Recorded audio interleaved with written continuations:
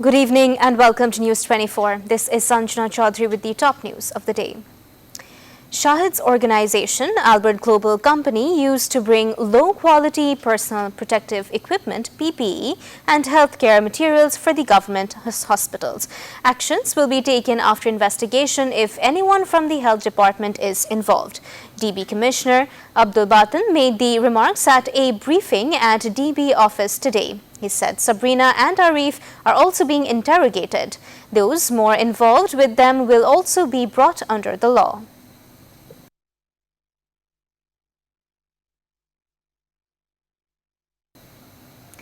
New York police have charged the former personal assistant for the gruesome murder of Fahim Saleh, the co-founder of Bangladesh's ride-sharing app Pathao. The police believe that the murder is based on the theft of a huge amount of money.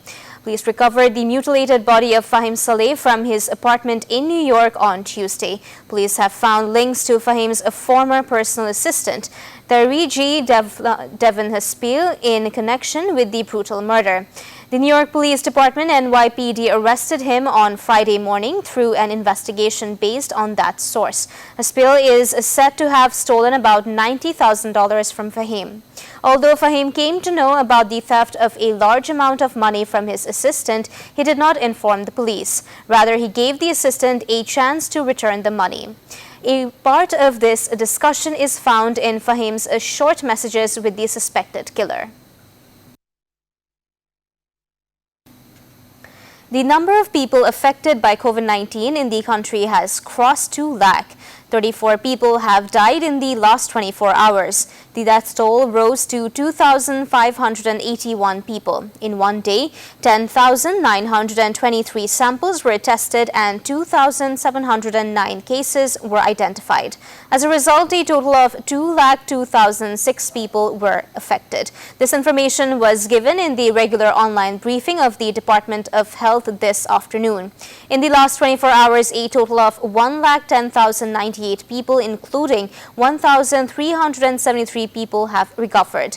Meanwhile, a total of 5,99,000 people have died worldwide due to this virus. The number of victims has exceeded 1,42 lakh. Meanwhile, the World Health Organization (WHO) is planning to send a large investigation team to find out the main source of the coronavirus. A 2-member team already arrived in China this month to investigate.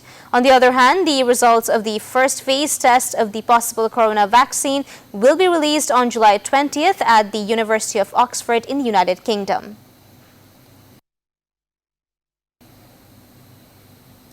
Awami League General Secretary and Road Transport and Bridges Minister Obaidul Qadir has called upon the concerned parties to restore the confidence of the patients by creating a proper environment for hospitals in this crisis. He said this in an online briefing in the morning. He also remarked that the ongoing anti-corruption campaign of the present government should not be ridiculed as a drama in by those who made Bangladesh the world champion in corruption.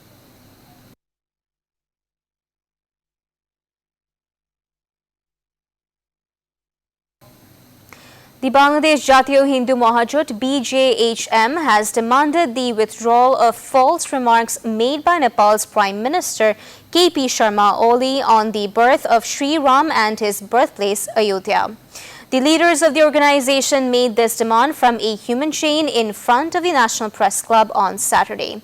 They said Nepal's Prime Minister KP Sharma Oli had recently said that Ram, one of the incarnations of Hinduism, was the Prince of Nepal and that Ayodhya was located in Nepal.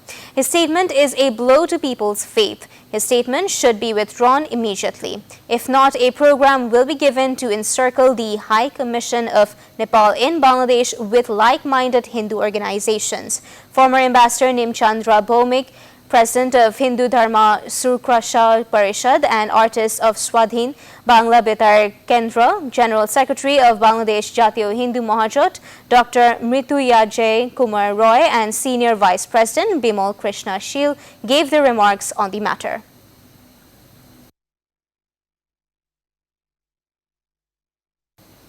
The flood situation in the northern areas has somewhat improved, but the situation in central part of the country is deteriorating.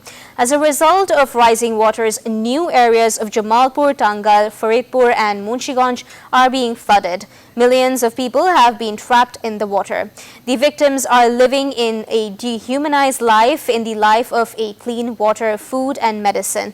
Thousands of houses, schools, mosques and madrasas have been submerged as the water level of the Podda River has continued to rise for several days. The waterlogged people of these areas have taken shelter with cattle on the embankments.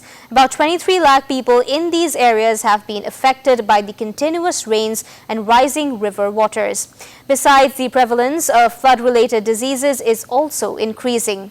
Nearly 3,000 people have been affected by various diseases including diarrhea, skin disease, eye inflammation and bronchitis in the affected areas. Many are dying due to various accidents in these unfavorable conditions.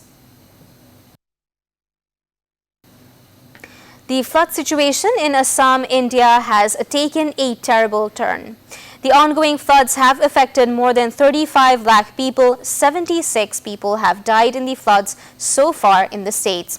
At least 4 lakh people in 27 districts are waterlogged. 35 lakh 75,000 people in 28 districts have been severely affected. 500,000 people have lost everything and taken refuge in relief camps. At least 300 shelters have been set up for the flood victims. Rescuers have evacuated thousands of people so far. Meanwhile, after the epidemic, the central provinces of China are flooded this time.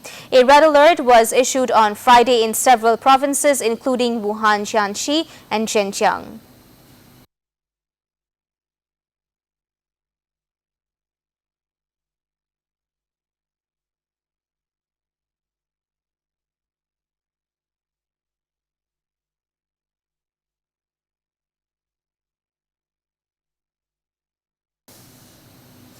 That is all the news for today. Thank you for watching News 24. Please stay with us.